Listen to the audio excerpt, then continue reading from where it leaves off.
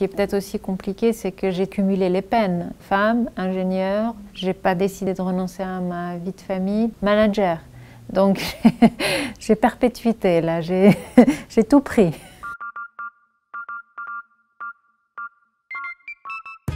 Moi j'aime bien quand je me présente dire que je suis maman de 3 enfants, c'est très important pour moi.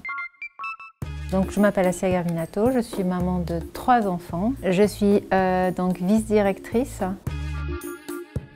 Je suis ingénieure en informatique. À la base, ça c'est ma formation. Et depuis quelques années, je me suis vraiment plus spécialisée sur l'exploitation des données, tirer des statistiques, tirer profit de la donnée de manière générale. Et puis récemment, je me suis beaucoup intéressée à l'intelligence artificielle.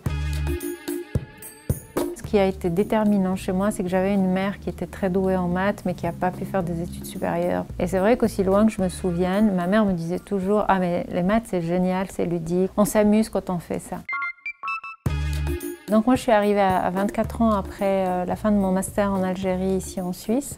L'Algérie à l'époque était un pays communiste, énormément de femmes ingénieures. Et quand je suis arrivée à l'EPFL, je pense que là j'ai eu ma première surprise. Je me suis dit waouh, qu'est-ce qui se passe là? Vous savez, vous êtes 3 dans l'amphi, vous n'osez pas trop poser une question. Hein.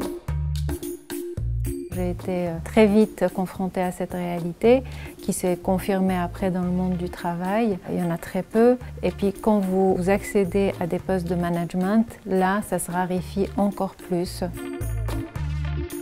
Quand vous êtes enceinte, vous allez parler avec qui? Vous êtes épuisé, vous ne savez pas si vous allez pouvoir continuer votre carrière. Vous discutez avec qui? Avec votre chef, qui est un homme. C'est très compliqué. Je dis toujours, j'ai un mari exceptionnel. En fait, lui croyait plus en moi que moi en moi-même. Et puis, je pense, malgré tout, j'ai toujours une force intérieure très très forte. Une forme de niaque, de ne pas capituler. Ce que des personnes comme moi ont apporté, c'est une sensibilité assumée. Effectivement, je suis quelqu'un d'empathique, effectivement, je suis quelqu'un d'assez sensible, mais ça ne fait pas de moi une tare pour l'économie. Et au contraire, ce style de mindset et qui correspond tout à fait au leadership qui est de plus en plus prôné dans les entreprises.